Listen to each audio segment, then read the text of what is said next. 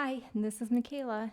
Here is one of my favorite ways to build strength in the ankles. I personally use this as a trail runner to keep my ankles safe and strong for technical terrain. But it's also a really good one for anyone who might have sprained their ankle, or if many dancers, ironically, have very weak ankles due to their time kind of spent stretching and lengthening out those tissues.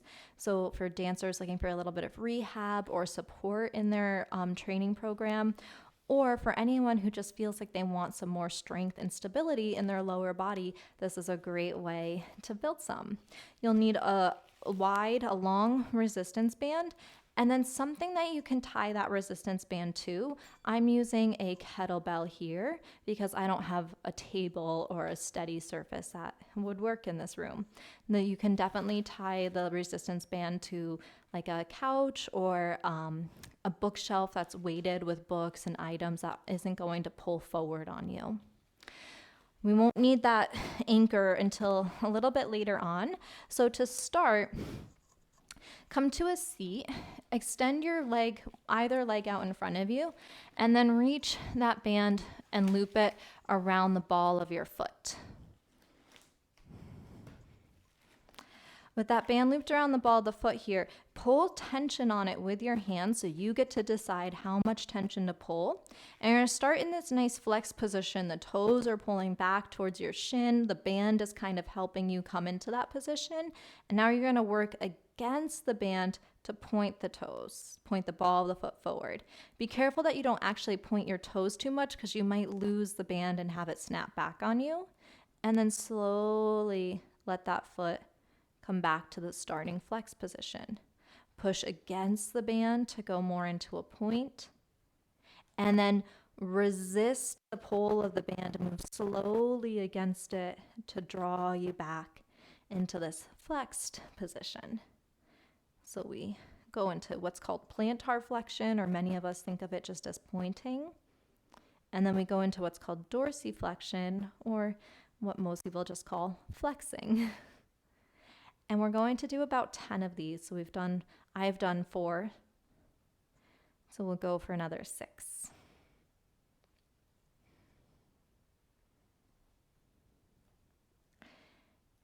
And as you go here, feel that you're really kind of milking that release, that slow release, where you're lengthening the tissues against that load, which is a great way to build in this ability to decelerate against gravity, which becomes really important if you are a trail runner, as you're kind of navigating, kind of jumping up and lowering off of rocks and roots and sticks.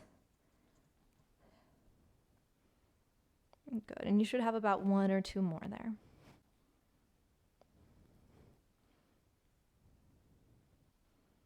We'll call that the last one. Keep the resistance band looped on the foot there, but just pull the line of tension over to, I'm pulling it to my left, so away from the pinky edge of the foot. So if you can see, the band is cutting this line of tension across the foot. And now we're going to invert the foot, meaning that the toes are going to turn towards the midline, and it's really like the ball of the foot is turning towards the midline. And then against that resistance, you're going to press your toes back out.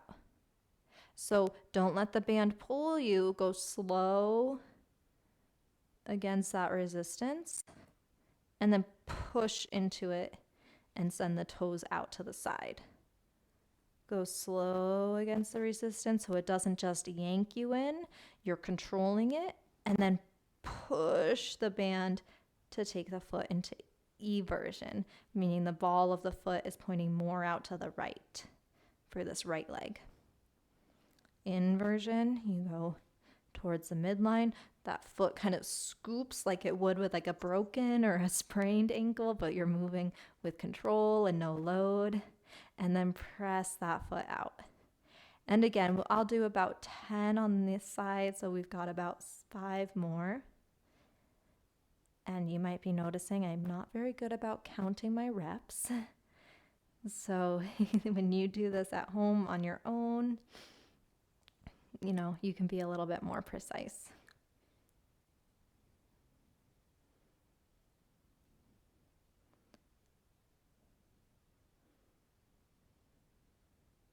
Let's do this last one here. Get a little arm workout too as you hold the band. And then you guessed it, we're just going to switch. So now the line of tension is pulling from the big toe diagonally away to the outside of the body. You, of course, are more than welcome to loop this around the kettlebell like I'll show you in a moment, or you can really milk that upper body strength time as well. Now we're going to do that same movement, but the resistance has changed, so you might feel it differently. You're going to press into the band to turn those toes into that inversion, and then go slowly as it takes you into eversion. Press into the band to create inversion, and then go slowly into eversion. So ball of the foot scoops towards the midline, and then resist the pull to move slowly into the ball of the foot going towards the outside.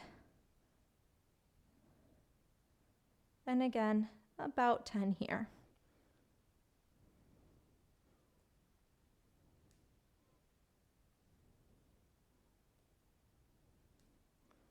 Let's do 3.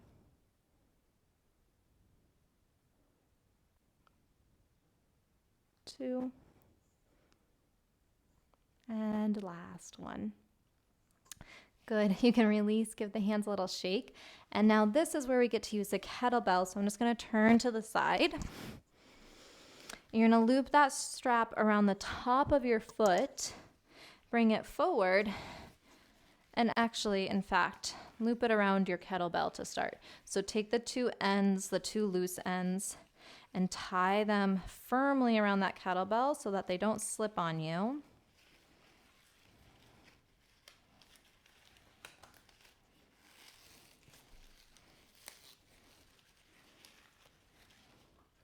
And then once you've gotten that looped up, you can of course do this with a dumbbell as well if you're not a kettlebell owner. Put the kettlebell flat on its side so that the loop is facing you, and now slide your foot into the band so that it's going across the top of the foot. Now we're going to pull against that resistance to flex the foot, and then control as you go more into a point.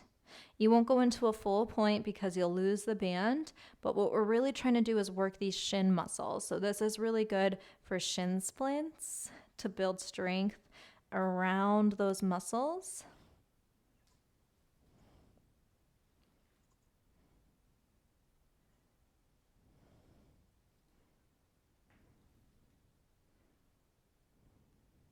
And if it's feeling like it's a little bit awkward to move the foot right on the mat here, something you can play with is grabbing a block or a book and bringing that calf onto the surface of whatever you grabbed, so that now you've got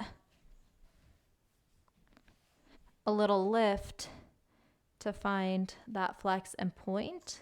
Some people prefer this. I personally do not. I find that it gives less tension on the band. So I like to keep my foot down, and I just straighten my knee enough that my ankle hovers. And that gives some nice strength into the quads as well. What you're looking for is a nice feeling of tone and heat on the top of that shin.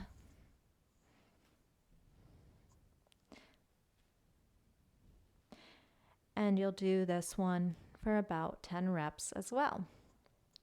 When you've completed all of those repetitions, repeat on the second side, and I would suggest doing 2 to 3 sets of these band exercises. And if you're really dedicated and looking to improve that ankle strength, I would say do this at least twice a week, 2 to 3 times if you can. Enjoy, have fun, and enjoy your strong ankles. Thank you so much for joining me today.